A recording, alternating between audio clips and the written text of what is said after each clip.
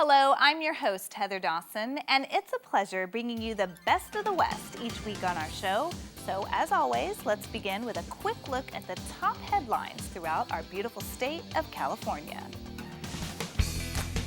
So do you want to become a niceaholic? Well, how about starting off the year by doing at least one nice thing for someone? A Los Angeles woman started the website doOneNiceThing.com to help people do one nice thing a week. And San Diego and Long Beach are named as the top 10 cities in the USA for being dog-friendly. Now there is a brand new fitness challenge hitting the web. People are being asked to go on Facebook to pledge that they will walk their pet. And when they do, veterans will be given service dogs. And if you want smart kids, add folic acid and iron to your diet. A new study funded by the Bill and Melinda Gates Foundation showed children whose mothers were given iron and folic acid supplements during pregnancy were smarter, more organized, and had better fine motor skills than children whose mothers did not get them. California's eastern Sierras are filled with rugged beauty and offer plenty of adventure for those who are willing to take it on. Now, one such challenge is a mountain that stands taller than any other mountain in the continental U.S. and attracts adventurers from all over the world. Our very own David Wiley is one such adventurer as he takes us back to Mount Whitney. Mount Whitney towers majestically over California's eastern Sierra Nevadas. As the tallest mountain in the lower 48 states, it had long been a goal of mine to hike the 14,500-foot peak. In 2008, I was able to scratch that wish off my bucket list. Oh, that's one of the toughest things I've ever done in my life. The tallest mountain in the continental U.S., Mount Whitney. It's got my respect. And while I was proud of my accomplishment, frankly, it was a grueling 22-mile hike that took more than 17 hours. I vowed that would be the first and last time I would make the treacherous trip. But time has a way of changing your mind. 2 years later, in late September of 2010, the mountain called my name, and I found myself hiking Mount Whitney once again. It was 4 a.m. as our group of 8 assembled at the trailhead. Despite hiking the first few hours in the dark, the views were spectacular. The history of what we call Mount Whitney dates back nearly 150 years. It was named for state geologist Josiah Whitney back in 1864 after a failed attempt to climb the mountain by members of the California Geological Survey. The first successful ascent to the summit of Mount Whitney was accomplished by 3 local fishermen in 1873. Well, there were no signs of fishing poles as our group made its way up the Mount Whitney Trail under beautiful blue skies in late September. While we encountered great weather that day, the mountain is known for unpredictable conditions that can include rain, hail, and lightning. One of the most challenging stretches of the Mount Whitney Trail is the so-called 97 Switchbacks, which features a brutal ascent up the face of the mountain and includes a treacherous ice-covered area. As we reached trail crest more than 13,000 feet above sea level, the views opened up for miles, with alpine lakes and incredible rock formations and cliffs. From this point, the final 2 miles are much like a moonscape, rocky and barren. Breathing is difficult as precious oxygen is depleted by the elevation. But finally, we spot the old rock building at the top of the mountain, a structure built by scientists at the turn of last century, signaling that our trek to the top was nearly finished. As we reached the summit, we signed the visitor's log, took time to rest, and posed for a few photos, pictures that would preserve our memories of the pride and satisfaction of that long, long day. Despite this being my second hike of Mount Whitney, it wasn't any easier, and I found myself in the days and weeks following saying, never again. But I've said that before. There's no denying that there's something about Mount Whitney that draws you back. So while today I tip my hat and say so long, I've learned that with time, it's very hard to say goodbye to Mount Whitney. Bringing you the best of California, I'm David Wiley for California Life.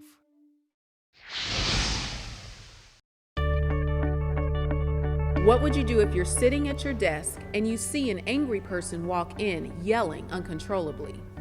Or what would you tell your child to do if they're sitting at their desk and start to hear people scream? Think you know? Let's find out.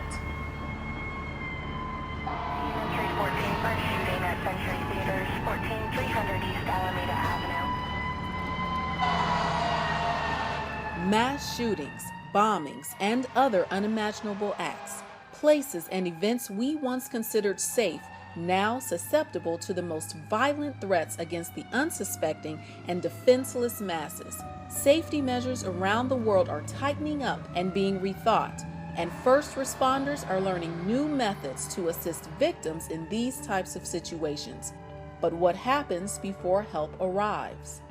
We know that first responders and the folks that know how to do the response that's required to help people are coming, but the average duration of these events is 12 minutes, and the average response for first responders can be 15 to 18 minutes. They're going to do what they need to do when they get there, but that's a long time to be shot at or be in a tense situation and not know what to do. And today, this group is learning how to become their own first responders. Matt Masdam and Rourke Denver were Navy SEALs with training and experience in high-threat environments. Matt graduated from Harvard after his time with the SEALs and was a military aide who carried the nuclear football for President Obama. And Rourke led advanced trainings for the SEALs, starred in the film Act of Valor, and authored the New York Times best-selling book Damn Few. Together, their mission is to prepare everyday citizens to protect themselves against those who intend to violate and destroy confidence in daily routines like going to work, school, or even the movies. They created Move to Safety as a way to teach large groups how to react and think in unthinkable situations. A lot of people, when they encounter a life-threatening, unexpected situation, will either freeze or they'll hide in a place that provides no cover. What we want you to do is to move and keep moving. If you're not in a position to respond to that, let the pros do that. Get away from that threat. And all that space and using cover and getting low and finding exits and identifying those threats, your survivability goes through the roof. Finding your way to this exit is your goal, but how you make it here is critical to your survival. We want you to keep as much material between you and the shooter as possible. If you can get behind concealment, that means so the shooter can't see you, they're going to have a really hard time shooting you. If you can get behind a table, that kind of thing is great. If you can turn around a corner, that kind of thing is great. If you can get cover is something that's solid that is actually going to protect you from a bullet. And if you get that item between you and the shooter, you're way more safe. If you're in a place where you can't move, use whatever you have as a buffer between you and the assailant. This bag or even a book can help absorb the impact of a bullet or a knife. I think the more education you have, the less fear you have, and I think as a mom, it's really empowering for me to be able to take my children aside and to teach them a little bit of what I learned today. And as the founder of a charter school, I'm going to certainly share the learning that I had today with our principal and with our teachers. This is the fire drill for the 21st century. Bringing you the best in California, I'm Tiffany Carter for California Life. And after the break, I'm Audra Stafford, and coming up on California Life, world-renowned photographer Ann Geddes talks about the very serious message behind her new photographic series, Protecting Our Tomorrows. Welcome back. Big news from Beverly Hills. Celebrity plastic surgeon Dr. Andrew Orden has discovered an anti-aging breakthrough called Fill and Freeze, and he's giving away 1 million bottles free. I've spent nearly 30 years looking for an effective, instant breakthrough to reduce the appearance of wrinkles that can be applied topically instead of with surgery or invasive medical techniques. And I finally found it with Derm Exclusives Fill and Freeze. Wow, I'm young again. I don't feel like an old lady. The lines are gone. Oh my God, wow. I can't believe it. It looks really good. It gives you a whole new confidence. It definitely took 10 years off. If I went to a dermatologist here in the city, I would pay $300-400 for this. I know you're wondering what Derm Exclusive can do for you. Well, you don't have to wonder. You can order it right now and try it for yourself, absolutely risk-free. And here's how. Call now during this special direct-to-consumer offer and you won't pay $120. Today, you can get your own instant results with Fill and Freeze for only $59. But that's not all. Today, we're taking another $20 off, so now you can get this instant wrinkle-removing miracle for the low price of only $39.95. And as part of our 1 million bottle giveaway, Dr. Orden is including a second $60 bottle of Fill and Freeze free. That's nearly $120 of Fill and Freeze for only $39.95. thrive. Dr. Orden will even include his micro-peel resurfacing pads, intensive repair serum, and Collagen Lift Moisturizer, a $200 value, free. Order now and we'll even upgrade your order to express delivery. That's a $15 value, free. Plus, you even get to try it risk-free for 30 days with our money-back guarantee, but you must call to order. Call 1-800-619-1871. That's 1-800-619-1871. Order now.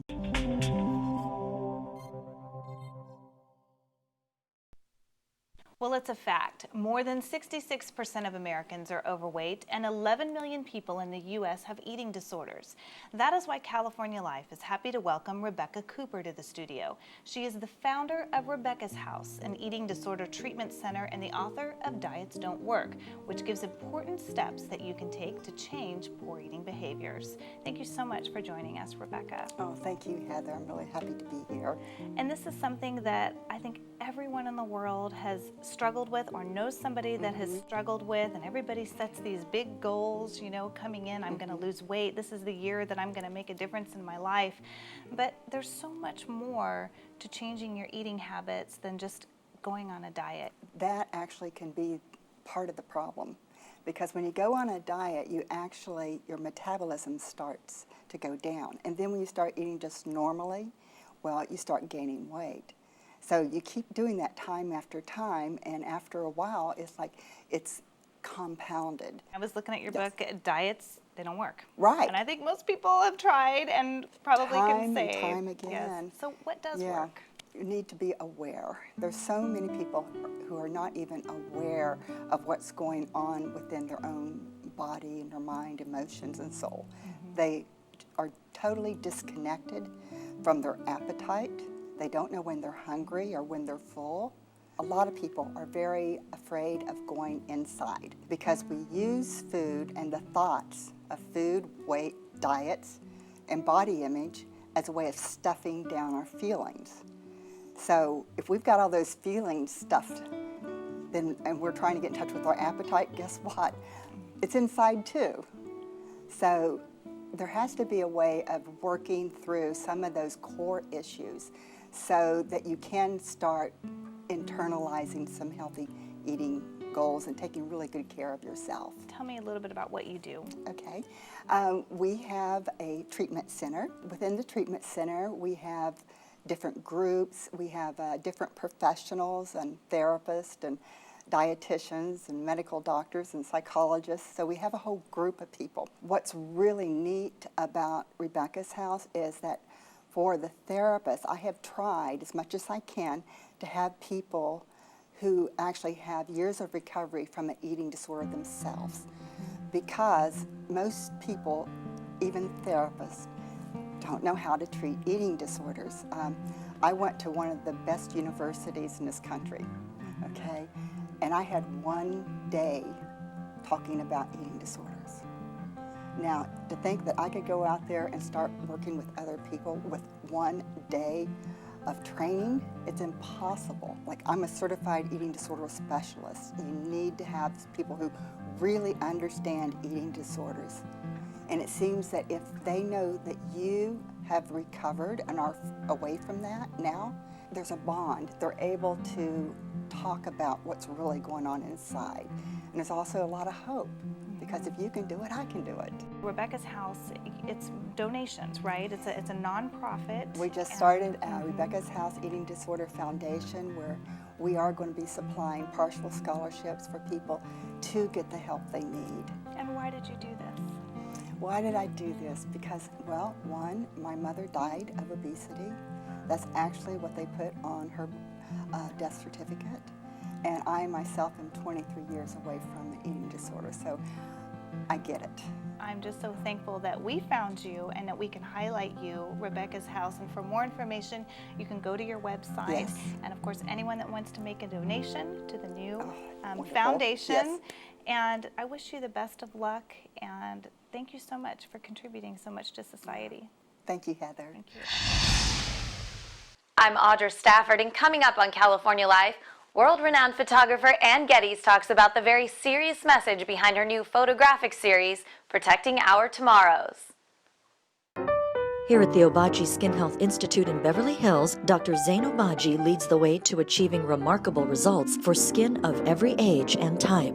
Dr. Obagi is the founder and medical director of Zeo Skin Health Incorporated and has achieved international renown as a leading authority on skin rejuvenation.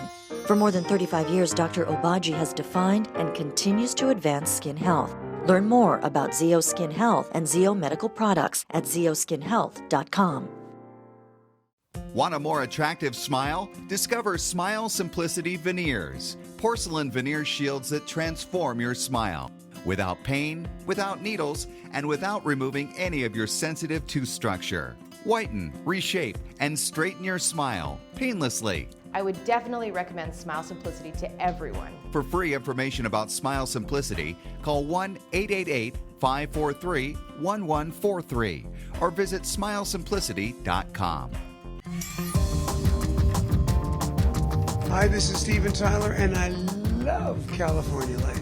Hey, I'm Christina Perry, and I love California Life. We love California Life. Hi, I'm Joe Buck, and I love California Life. Hi, I'm Nick Barrios, fashion designer. You may know me from Project Runway, and you're watching California Life.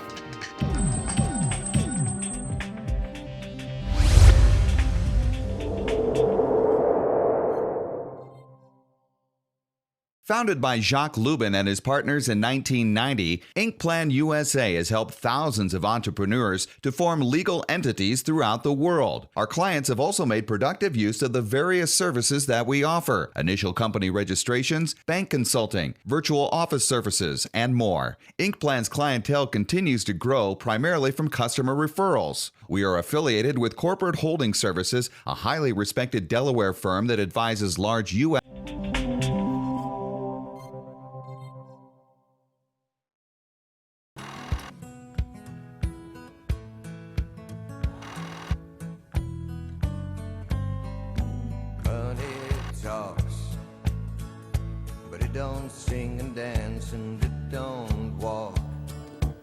Neil Diamond has been eligible for the Rock and Roll Hall of Fame for several years, but never got a nomination until now.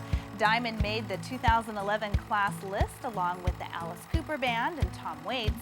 The excitement will have to wait for some. Bon Jovi was turned away from the hall, as was LL Cool J, the J. Geils Band, the Beastie Boys, and Donna Summer. Bruce Springsteen will likely do the honors at the March 14th ceremony in New York City.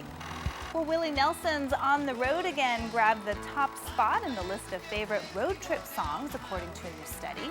The rest of the rankings were Born to Be Wild, Take It Easy, I Get Around, and Highway to Hell. Now, there was some variation depending on age and region. People from the Northeast and guys favored Born to Be Wild, while young singles listed Highway to Hell as their top pick. And Drew Brees not only led the New Orleans Saints to their first Super Bowl title, but he also heads the list for the 10 best-mannered people for helping New Orleans after the tragedy of Hurricane Katrina. Others making the list: Justin Bieber, Kate Middleton, Chilean Miners, Taylor Swift, Sandra Bullock, and Bill and Melinda Gates.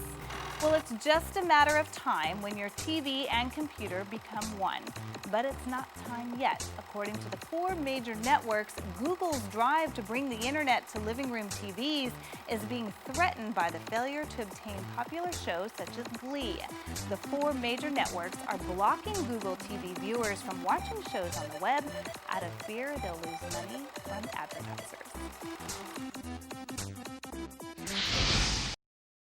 And Getty's is known for whimsical images like these. And now the world-renowned photographer is using her talents to raise awareness about a life-threatening disease. Be reassured, this is relatively rare, but it's extremely deadly. It is meningococcal disease, a bacterial infection that spreads through close contact. The onset may look just like the flu. You start to develop maybe unusual symptoms: severe headache, neck stiffness, rash appears on your body, a striking rash, and as Ann said, you could be dead within 24 hours. California has been hit hard by meningococcal disease over the last few years. In 2013, there was an outbreak at UC Santa Barbara. And a year later, a San Diego State student died from the disease. It's stories like these that inspired Ann Getty's new photographic series, Protecting Our Tomorrows: Portraits of Meningococcal Disease. It was just a no-brainer for me to want to get involved and keep passing the message on. The series features survivors from around the world, each nestled in a symbolic bird's nest. They're designed to be hidden, but they represent love and protection and family, and really, most importantly, a deceptive strength. And I think that's the thread through the images of these 15 survivors. While some of them are terribly damaged, within themselves, they are just wonderful human beings, and they're so positive. Just 6 months prior to her photo shoot, 5-year-old Victoria lost her legs and some of her fingers to meningococcal disease. She was the saddest little girl I've ever met in my 30 years of photography. Her family brought her from Spain to London in the hope that to be photographed by me would be a great part of her rehabilitation process. And she came into the studio and she just didn't speak for an hour and a half. And the wonders of digital photography, this was just incredible. As soon as she saw herself on the screen, a little smile started to appear on her face, and she gradually started chatting. And I said to her dad, "What is she saying?" And he said, "She's saying, I want to stay and do more photographs." So to me, that was just enormously gratifying. Another young survivor, Harvey from the UK, sent Geddes a letter saying for the first time in his life, he was proud of his amputations. So that's validation enough, I think. But for Geddes, it's not about the validation. It's about getting the message across to parents to know the warning signs and get their children vaccinated. As a parent, you know your child better than anybody else, and so trust your instincts. And if you think it's something worse than the flu, jump up and down and make sure your child gets instant medical attention. You can learn much more about meningococcal disease and see all of the portraits in the series in the new Ann Geddes iBook, Protecting Our Tomorrows. It's available for free in the Apple iBook store. Bringing you the best of California, I'm Audra Stafford for California Life. And that's it for us. If you missed any part of our show, please go to our website, CaliforniaLifeHD.com.